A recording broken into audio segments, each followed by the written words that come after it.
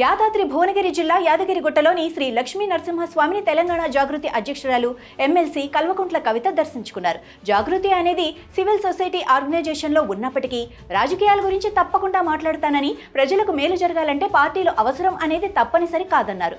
ప్రజలు కోరుకుంటే సమయం వచ్చినప్పుడు పార్టీ వస్తుందని అన్నారు.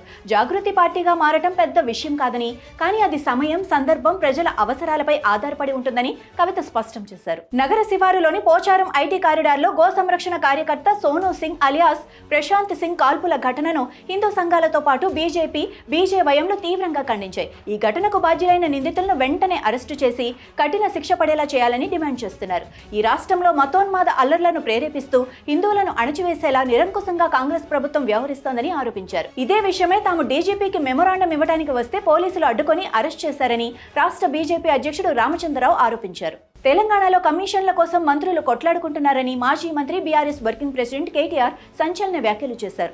రాష్ట్రంలో అగ్రికల్చర్ పోయి గన్ కల్చర్ వచ్చిందని విమర్శలు గుప్పించారు.